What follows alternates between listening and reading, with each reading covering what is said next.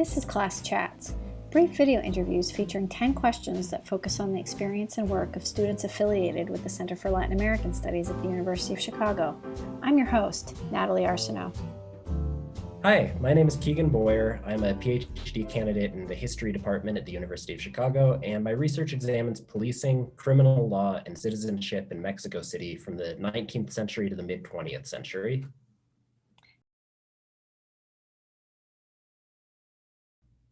Well, since I was a kid, I knew that I wanted to study history, but I really didn't know what region or topic I wanted to study at all. And in undergrad, one of my introductory history classes was actually split between the history of Europe and the history of Latin America. And I'd never really considered Latin American history before, but I really enjoyed the class and I found it really eye-opening. And so later I ended up doing a study abroad for a quarter in Santiago de Chile. And I had never been to Latin America before, but I was just really fascinated by the rich history and the culture, and of course the food, especially Chilean empanadas are fantastic. And so in general, I think that what really struck me was how the region in some ways seemed to mirror what was familiar to me from the US, but in other ways it was really quite different and it really demanded to be understood on its own terms. And I think that trying to figure that out really opened up a lot for me.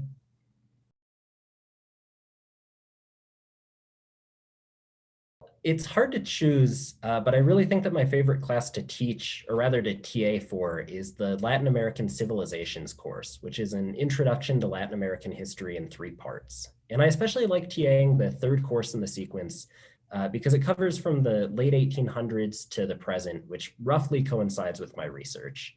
But really, I just love teaching all the civilizations courses. I really love how the TAs for the class get their own weekly section to teach, which is really generative of just great discussions, and it's a great teaching experience.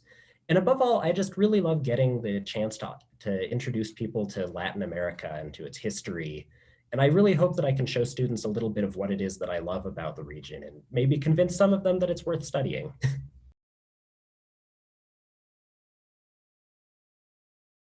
That's a tricky question to answer because there are just so many of them. But I think the book that has actually most directly shaped my understandings of Latin America, and particularly of its cities and of the role of law in its cities, would have to be A Poverty of Rights by Brody Fisher. And fortunately, she teaches at the University of Chicago, and I'm lucky enough to have her as one of my advisors. And the book examines how unequal access to legal rights and protections shaped urban poverty in the making of Rio de Janeiro. And even though my own work focuses on Mexico, it's a book that's really shaped my thinking on some of the central issues in modern Latin America, especially topics that are near and dear to my heart, like urban history, law, informality, and citizenship.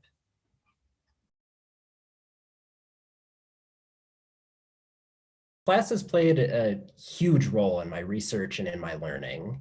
So the center has graciously supported my research through funding like the Tinker Field Research Grant, which I used to carry out preliminary archival work that was just really important for sort of figuring out my topic early on. And CLAS also supported me with a foreign language and area studies grant to study Portuguese. And even though I study Mexico, where of course they speak Spanish and not Portuguese, the grant was actually really helpful in better preparing me to read a much broader literature and really take advantage of the fantastic scholarship that's produced in Brazil, which provides an interesting point of comparison, I think, for my own work. And besides supporting my research, CLAS has also just provided an intellectual home and community. So CLAS supports some pretty amazing classes that I've been able to take in TA that are both from people within the university and through the Tinker Visiting Professor program, which has allowed me to get to know some amazing scholars from outside of the US. And I've also been a regular participant in the Latin American History Workshop, which CLAS supports and which I co-organized my 3rd year. And I've also attended a lot of the presentations that CLAS does on Latin American studies, which are always fascinating. And in non-COVID times, always have pretty amazing food too. And then finally, I've just really appreciated how they've always just been very supportive in general. They've provided me with meeting spaces while I was TAing. They put together dissertation writing groups that were really helpful. Yeah, in general, CLAS has just been amazingly supportive throughout my time at the university.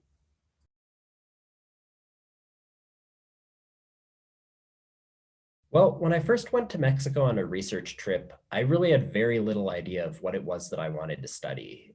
My goal was to get to know some of the archives and find something to write about for a seminar paper, but I just really had no idea what I was looking for. I mean, I just knew I was interested in these sort of broad themes of resistance and collaboration and the negotiation of power, but that's all incredibly vague.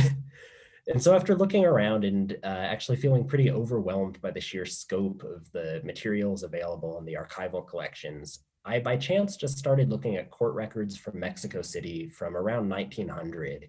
And what particularly drew me to them was just the level of granular detail that they contained about everyday life and how at times they contained the voices of people who rarely spoke directly in a lot of other sources.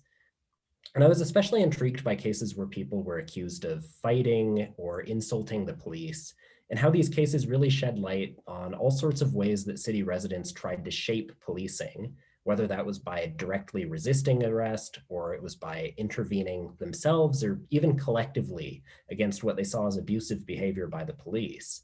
And I was just fascinated by these cases and the questions that they raised about how different people sought to use and also place limits on the scope of police power. And after writing the seminar paper, I just wanted to continue exploring these topics and questions.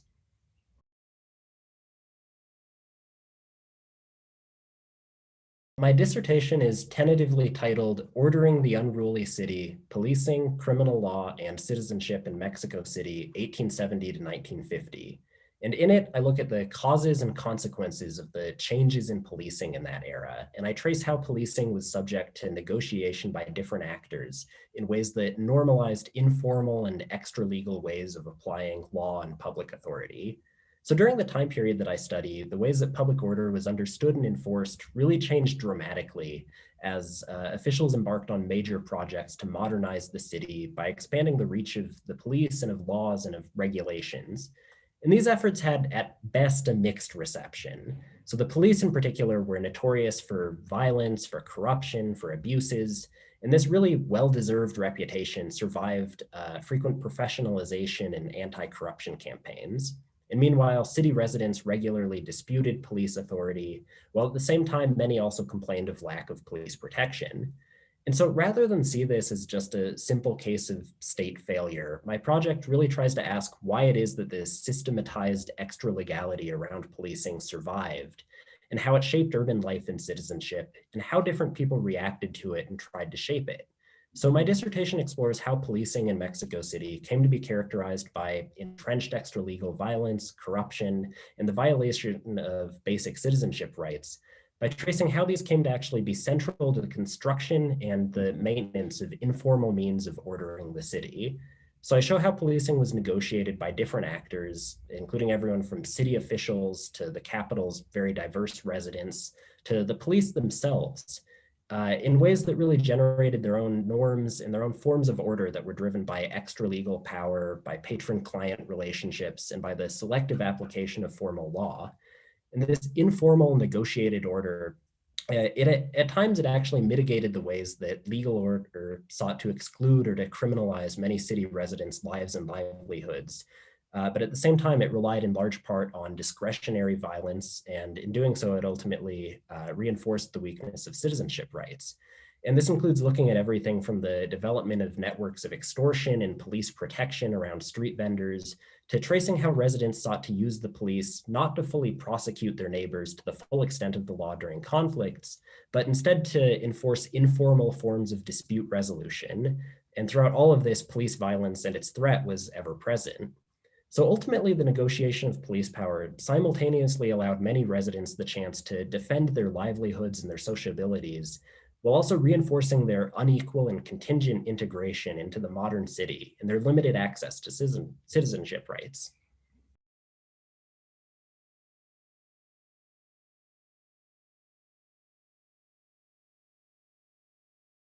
Originally, I had planned to have a greater emphasis in my project on the institutional side of the history of policing because it's important, but it's still little understood. But then there was a big earthquake actually that hit Mexico City in September of 2017. And as a result, the city archive suffered damage and was forced to close one of its galleries. And it was the gallery that contained all of the administrative records from the federal district government from 1929 onward, which included everything from the police department from that year on. And that gallery actually stayed closed for the entirety of my research trip in 2018. And that really made it difficult for me to write as deeply on the institutional history of the police as I had planned. So it sort of forced me to refocus my energies more on the court records and on what they show about the on-the-ground interactions between city residents and police, which I think in some ways is actually good, as it sort of brought me back to what got me interested in the topic in the first place, but it was definitely a change.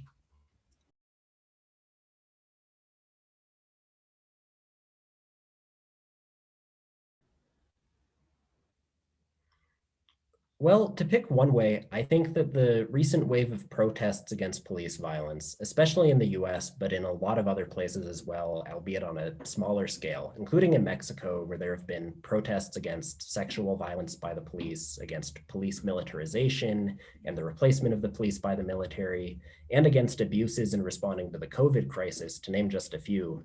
I think that all of that really points to the ways that many people are trying to rethink the role of policing, or if there even should be a role for policing. And although this is in many ways a product of the present moment, it's also something that has a very long history that's really rooted in local contexts. And I think that it's very important to try to understand police violence in the broader context of Mexican urban history, as well as the long history of ways that people have tried and often failed to change it.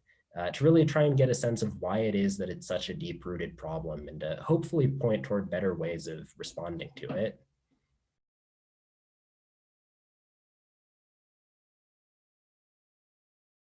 You really come across all sorts of weird things in the archives. And I think that this example is actually too morbid to really be a fun anecdote per se. But one that certainly stood out to me was that in one homicide case record from the 1940s that I was reading, there was actually a bullet wrapped up in a paper envelope and included in the file, which is very unusual in the court cases because they usually don't include physical evidence. And I'm pretty sure that it wasn't actually like the murder bullet. I think it was just a bullet from the killer's gun. Although it's hard to tell because the file actually made surprisingly little mention of it. But that was definitely the most unexpected thing that I've found in an archive.